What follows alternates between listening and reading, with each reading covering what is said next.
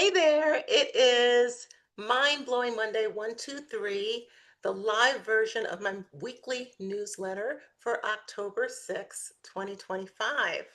So this week, the title is Haters, Inspiration, and Cardi B. So I've always been a fan of the rapper Cardi B since she first came out with Bodak Yellow back in 2017. And at the time, it became the unofficial anthem of the summer. Since then, I followed her. Many of us have followed her through her marriage, divorce, the birth of her three beautiful children, her current pregnancy. And I was so excited when her first album, Invasion of Privacy, won the Grammy for Best Rap Album in 2019. I love how she speaks her mind, how she works hard, and how she exhibits the traits of a homegrown New Yorker. Because if you do not know, I was born and raised in Brooklyn, New York. I'm in Atlanta now, but she's got, she's just close to my heart. So she also shows like that kind of no nonsense New Yorker, but then on the inside, we all know she's really soft and squishy. And I think in some ways, I'm a little bit soft and squishy on the inside as well. I don't know. I've got boundaries on the outside, partly probably the New Yorker in me, but then also just doing the work that I do, right? Now the thing is, a lot of people don't like her. They say she's too loud, she curses too much, she's vulgar. Some may say they think she should be more elegant and refined. The thing that I love is that Cardi B doesn't care what you think. She is unapologetically herself. And we can all learn a lesson from her. I wrote about her actually in one of my very first books and thinking outside the chrysalis, a black woman's guide to spreading her wings. And this came out in 2020, so that was 5 years ago. But just like a lot of other people, I have been very much inspired by her because of the lessons that she teaches just by her kind of existing. So her second album dropped a couple of weeks ago, got wonderful reviews. And of course, as soon as it came out, one of her biggest rivals, and you probably know, if you know who I'm talking about, went straight to social media to discredit her music sales, to disparage her talent, and even to go in and insult the children. So the moral of this story is, listen, Mary J. Blige told us, hate is gonna hate, right? Don't bring the hateration. That's always gonna be there. In other words, you cannot control the actions of other people, especially people who don't support your goals, your lifestyle, your work, or your art. So, what does any of this have to do with Trish Ajel Roberts and mind blowing happiness, right? So, as a coach, I cannot begin to tell you the number of times that I've had clients tell me they were scared to take the first step toward a goal because they didn't want to be judged. So they were worried about, what if they misspelled a word in their social media content? Maybe what if they coughed on camera doing a live like I am now? Or what if their book, what if they didn't launch their book or their product perfectly? What would happen if they shared an opinion that people didn't agree with, right? What would their family think if they, shared an honest story in a memoir like I've done in mine? So you can always ask yourself those questions, right? What if, what if, what if? All those doubters and critics can keep you from taking even one small step towards your goals. They can get in your head and keep you stuck in negative self talk.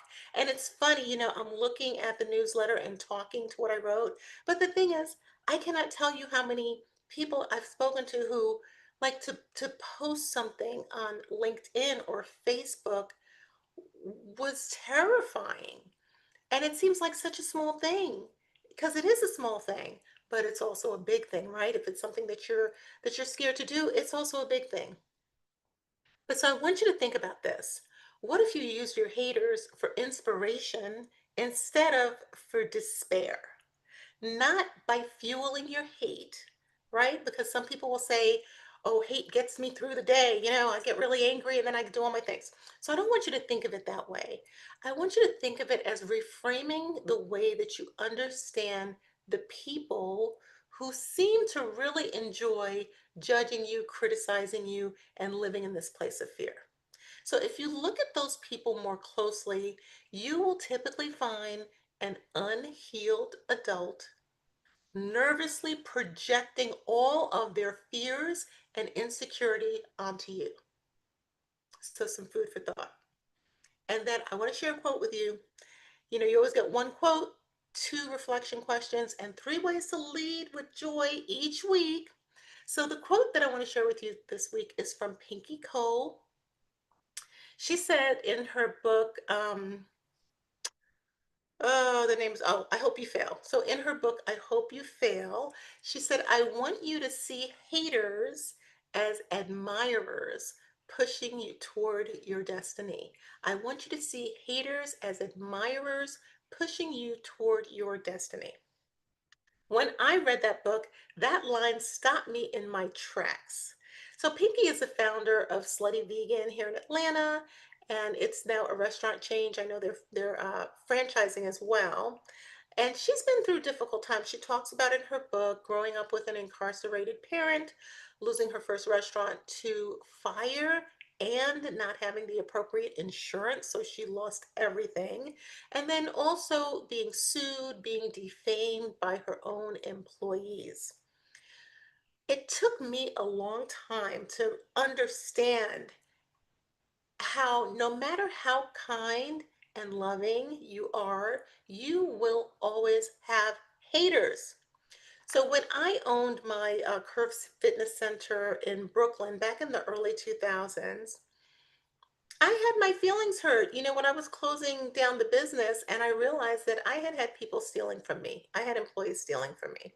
You know, I thought I was a good boss, but it didn't matter. You know, some people are going to be angry because you are good or because you are kind or because you are loving.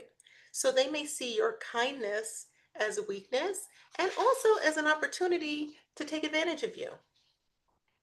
And then some people just don't want to see anybody succeed, at least unless, not unless it's them, right? So no matter what the reason, and that was a huge lesson for me because I kept thinking, you know, if I was nice and I was kind and I was fair and I walked with integrity and I did all these things, if I wasn't trying to hurt people, that people would like me or be kind to me or whatever, or at least not wish me bad. But that it is what it is, right? So no matter the reason, people who are jealous of you are jealous because they are watching you. So they are actually fans. They are your fans. The haters are fans. Now they might be cranky fans, you know, they may be cranky fans, but they are still fans. So let them inspire you. Instead of allowing them to make you fearful and hide out in a corner, reframe the way that you see them and let them be inspiration. So the two questions I want to share with you. One, as you move through the week, ask yourself, where in my life am I shrinking because I'm worried about the opinions of other people? So again, it could be hesitating to post online. It could be not wanting to share your art or announce a new business offer or speak up in a meeting. Notice how much space you give to other people's judgments in your own mind and how much control you're giving these people over your life.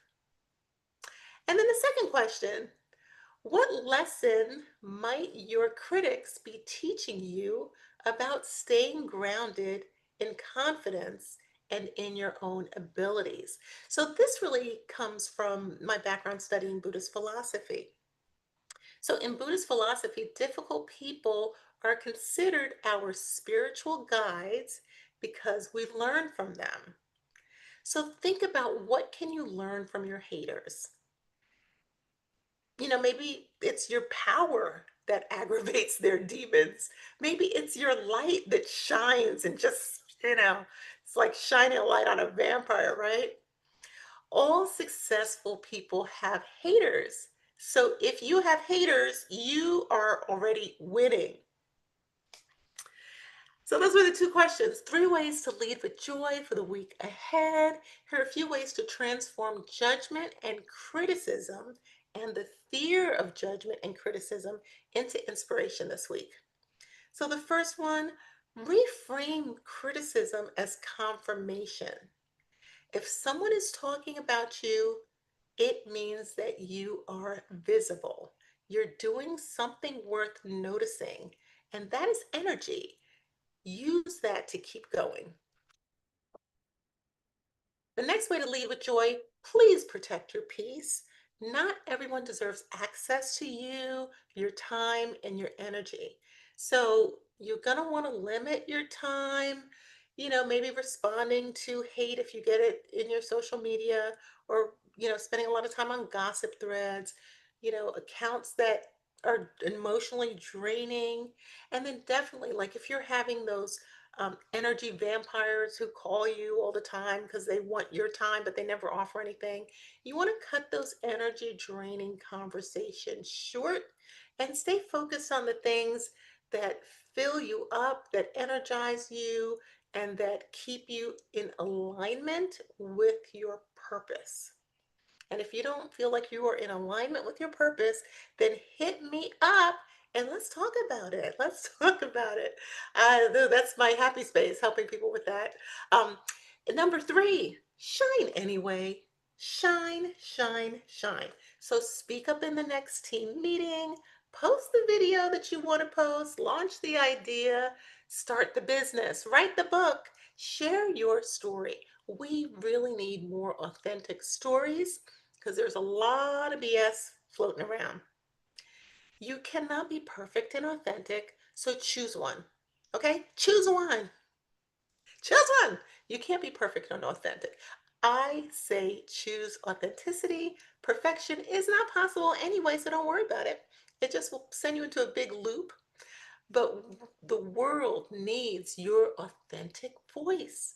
And even if you're not someone like me who's on a platform talking whatever, even if it's just in your friends and your family and your relationships, the world wants your authentic self, the real you, which circles me all the way back to Cardi B.